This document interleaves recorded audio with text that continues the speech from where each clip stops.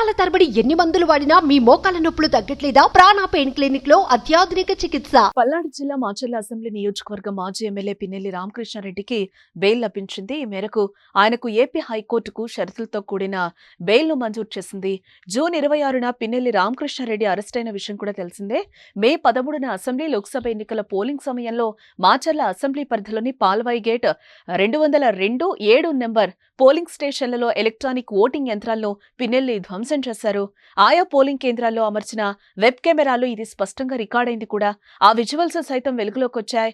Social మీడియాలో viral గా మారాయి. అప్పట్లో పిన్నెల్లి రామకృష్ణారెడ్డి దురుసుగా పోలింగ్ కేంద్రంలోనికి దూసుకుని రావటం, నేరుగా ఓ కంపార్ట్మెంట్ వద్దకు వెళ్లి ఈవీఎంను నేలకేసి కొట్టడం ఈ వీడియోలో కనిపించింది. తెలుగుదేశం పార్టీ నాయకులు, కార్యకర్తలు రిగ్గింగ్ కు పాల్పడినందువల్లే సంబంధిత ఈవీఎంను పిన్నెల్లి ధ్వంసం చేశారనేది వైఎస్ఆర్సీపీ వాదన. అయితే పిన్నెల్లి చర్యలను ఈసీ తీవ్రంగా పరిగణలోనికి తీసుకుంది. దీనిపై సమగ్ర నివేదిక కోరింది. ఈ మేరకు ఎన్నికల ప్రధాన అధికారి ముఖేష్ కుమార్ మీనా ఈ ఘటనకు సంబంధించిన పూర్తి రిపోర్టును ఈసీకి పంపించారు. ప్రధాన నిందితుడిగా పిన్నెల్లి పేరునైతే చేర్చారు.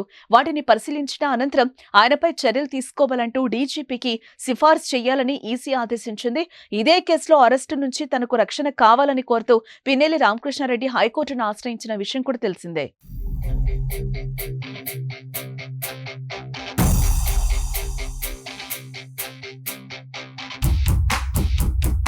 ముందస్తు బెయిల్ కోసం ఆయన దాఖలు చేసిన బెయిల్ పిటిషన్లను హైకోర్టు కొట్టివేసింది. ఆయన వేసిన 4 ముందస్తు బెయిల్ పిటిషన్లను కూడా హైకోర్టు తోసిపుచ్చింది. పోలీసుల తరపున ఎన్ అశ్విని కుమార్, ఫిర్యాదుదారు నంబూరి శేషగిరిరావు తరపున న్యాయవాది పోసాని వెంకటేశ్వర్లు తమ వాదనలు వినిపించారు.